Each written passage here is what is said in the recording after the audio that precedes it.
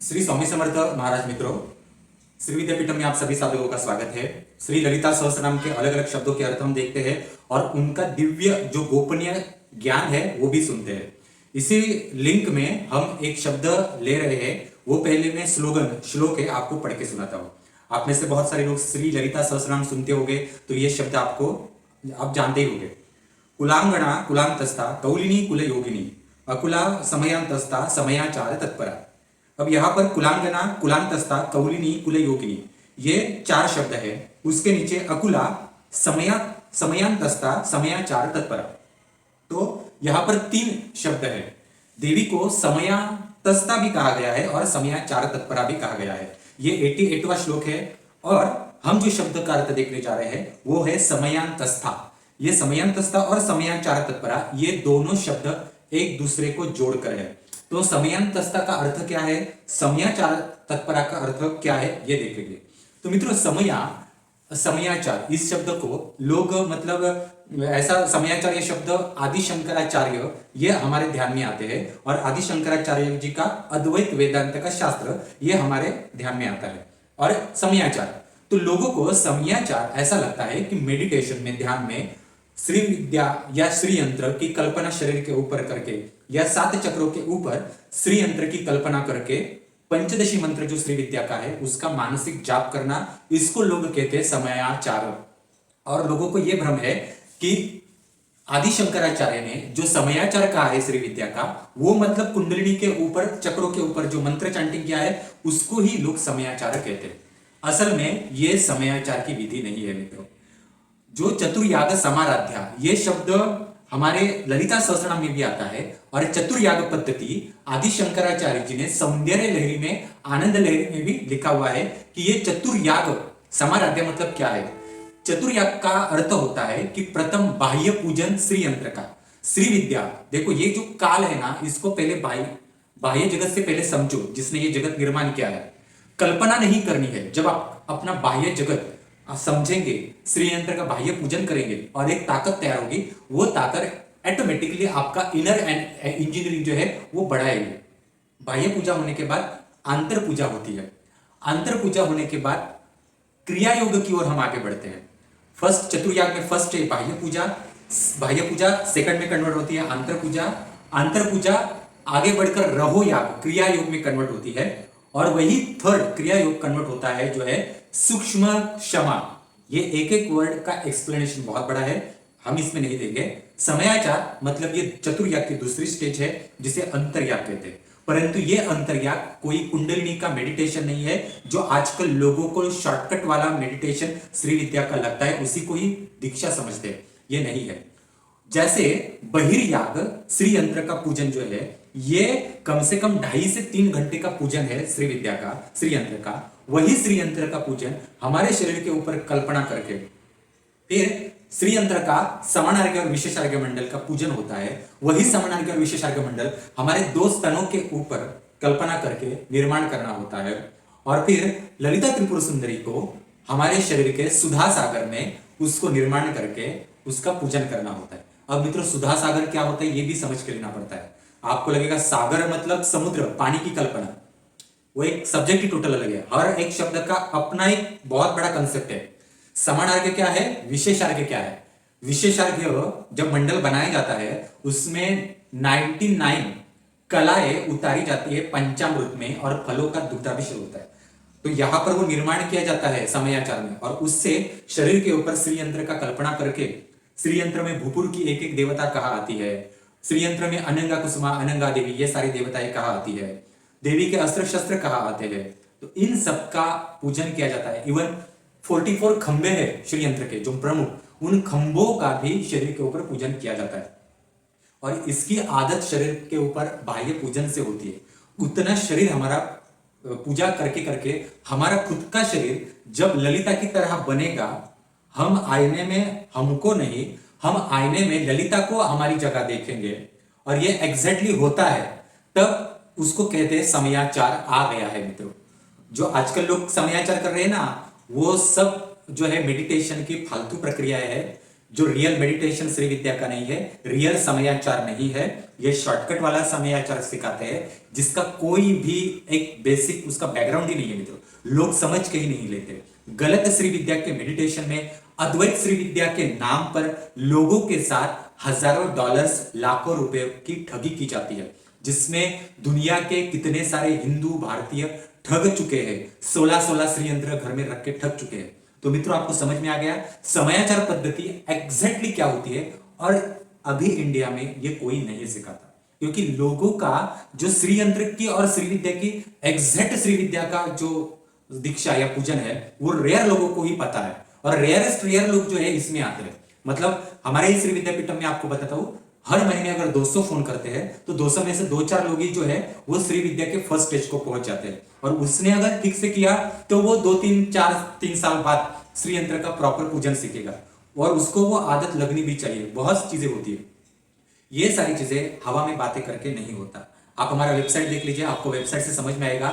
हमारा वेबसाइट, हमारा चैनल जो है ये वर्ल्ड का, दुनिया का, भारत का सबसे रिसर्चेबल जो है श्री विद्या में संशोधन करने वाला वेबसाइट है मित्रों। आपको हमारा आगे बढ़ने से पहले हमारा श्री विद्यापीठम चैनल शेयर कीजिए, सब्सक्राइब कीजिए, और जिनको भी ऑथेंटिक साधना सीखने हैं डिस्क्रिप्शन बॉक्स में लिंक दिए गए हैं। हमने बगलामुखी साधना शुरू की है सिखाने के लिए, तो बगलामुखी का ये तर्पण का पुस्तक है, बगलामुखी का अभिषेकम का बुक है, बगलामुखी का जो है तर्पण का भी बुक इसमें आता है। ऐसे बगलामुखी के 3 बुक्स है, तो बगलामुखी की पूरी इंफॉर्मेशन जो है डिस्क्रिप्शन बॉक्स में दी गई है। जिनकी कुलदेवी का प्रॉब्लम है, कुलदेवी के दोष है, सिद्धकुंजी का साधना सिखाई गई है, इसका भी आप लाभ ले सकते हैं। मनसा देवी साधना, जो यंग एज में लोग है एजुकेशन में आगे बढ़ना चाहते हैं, उनको प्रॉब्लम्स आ रहे हैं, घर के प्रॉब्लम्स, जो पितृदोष है, काल सर्प दोष है, तो उनको ये मनसा देवी बहुत अच्छी है। फिर जिनको बहुत सारा पितृदोष है उनके लिए महामृत्युंजय साधना है, इसका भी आप लाभ देख सकते हैं, और राजा माता की भी साधना है। तो ये सारे जो बुक्स है इनकी सारी जानकारी डिस्क्रिप्शन बॉक्स में दी गई है। ये साधनाएं पूरे वर्ल्ड में कोई भी नहीं सिखाता। जहां भी आपको ये साधनाएं मिलती है वो आपके कान में मंत्र फूकते हैं और आपको XYZ इतना जाप करने के लिए कहते हैं, वो दीक्षा नहीं होती मित्रों। तो प्रॉपर दीक्षा जो है उसका आप देख लीजिए डिस्क्रिप्शन बॉक्स में, या फिर मुझे कांटेक्ट कर सकते हैं, मोबाइल नंबर भी है। अब अपने समयाचार का अर्थ तो समझ के ले लिया, अब समयांतस्ता जो शब्द है जो ललिता सहस्त्रनाम में कहा है, तो पहले ना बुक में देखते हैं कि क्या लिखा है। बुक में लिखा है समय एक प्रकार की साधना है, समय शब्द अनेक अर्थों का वाचक है, दहराकाश में चक्र की कल्पना कर पूजा करके समय कहते हैं। चक्र मतलब श्रीयंत्र का, दहराकाश मतलब अनाहत चक्र में कल्पना करके पूजा करना। फिर उसमें कहा है इस उपासना पद्धति को, ये जो समयाचार पद्धति है इसको वशिष्ठ ऋषि, शुक ऋषि, सनक ऋषि, सनंद ऋषि ये भी इन्होंने किया है, ऐसा कहा है। इवन आगे कहा है शिव को समय कहा गया है और श्री माता को समया कहा गया है। अब यह शिव और श्री माता, शिव और पार्वती नहीं, कामेश्वर शिव और कामेश्वरी मतलब ललिता त्रिपुर सुंदरी, समय और समया दोनों के एक जुड़ा होने से 5 प्रकार के समय निर्माण होते हैं। अधिष्ठान साम्य, अनुष्ठान साम्य, अवस्थान साम्य, नाम साम्य, रूप साम्य। अब मित्रों ये सारी चीजें इसमें है, इसी को ही कहा गया है कि चक्रादि अनुष्ठान, अनुष्ठान साम्य, सृष्टिकृत साम्य, अवस्था साम्य, नृत्यादि क्रिया साम्य, नाम साम्य, ऐसे बहुत सारे विषय इसमें लिखे गए। अब मित्रों ये वास्तविक अर्थ जो है समयांतस्थ का नहीं है। मैं आपको गोपनीय अर्थ जो है समयांतस्थ का वो अभी मैं आपको बताता हूं। हमारा श्री विद्यापीठम इसलिए स्पेशल है, हम जो नॉलेज बताते हैं वो कहीं है नहीं नॉलेज, आप कहीं पर भी गूगल या यूट्यूब ढूंढ के देख लीजिए।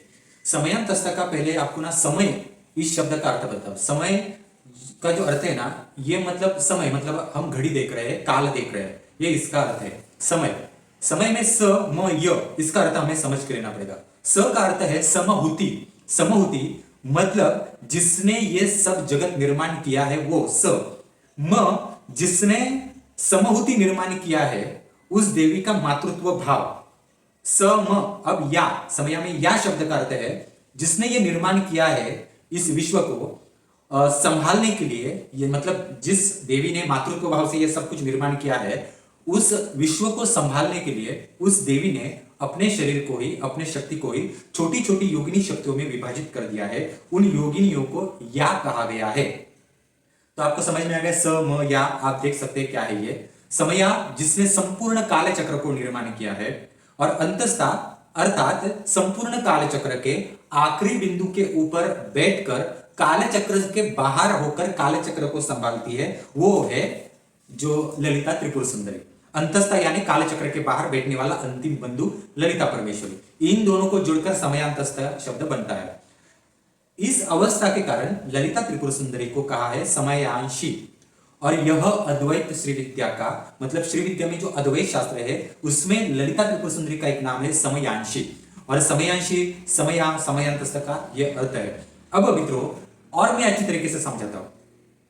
हम मनुष्य है, हम भूतकाल भविष्यकाल वर्तमान काल 24 आवर 24 घंटे दिन के 12 रात के 12 एक काल चक्र में बंधे हुए हैं। हम हमारा जो पूरा शरीर है ये कुमार अवस्था में होता है, बाल अवस्था में होता है, फिर प्रौढ़ावस्था में होता है, फिर हम आगे बढ़कर बुढ़ापा आ जाता है हमें। हमारा शरीर जो है एक काले चक्र में बंधा हुआ है।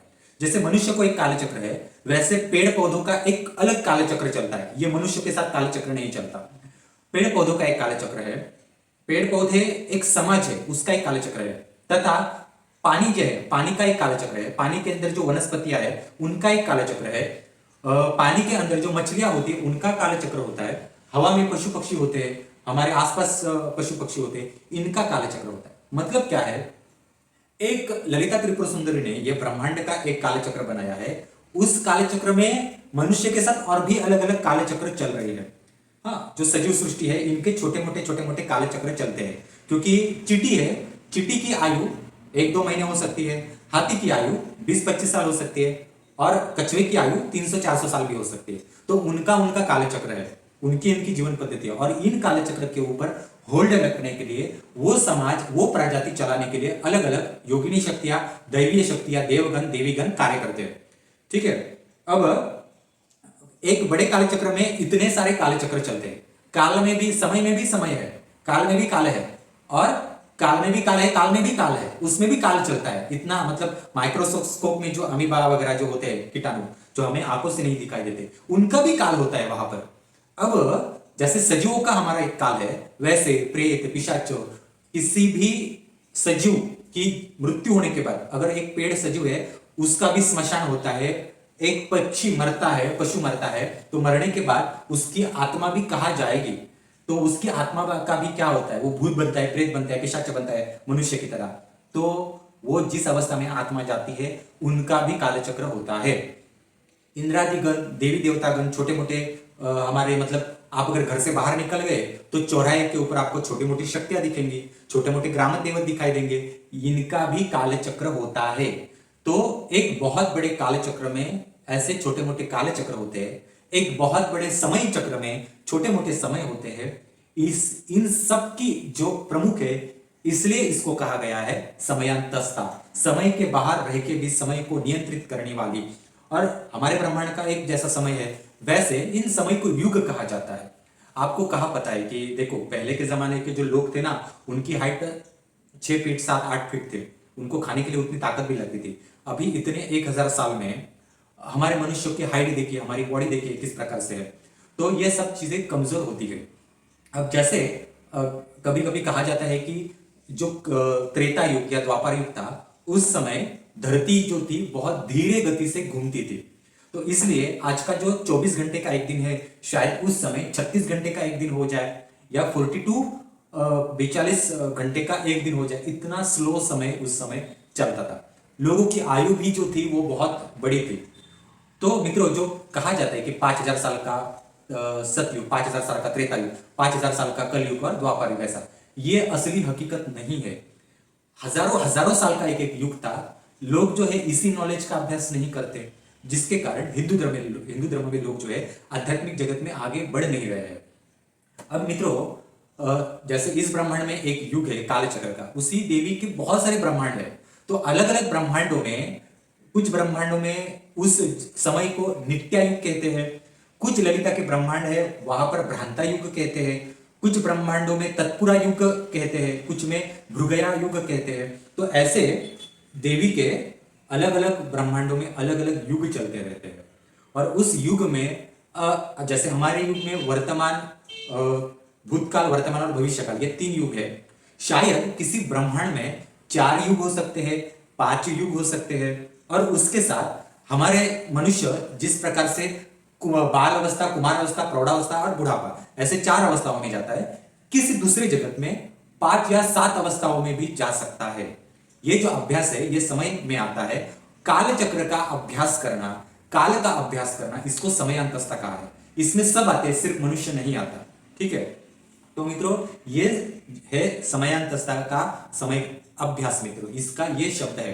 तो जो किताबों में लिखा गया है, जो आपको वेबसाइट पर समयांतस्था का ललिता सहस्रनाम का अर्थ मिलता है, ये मानवी कल्पनाओं का अर्थ है, और असल में वैष्णवी वाग्देविया जो कहना चाहते हैं वो अलग है।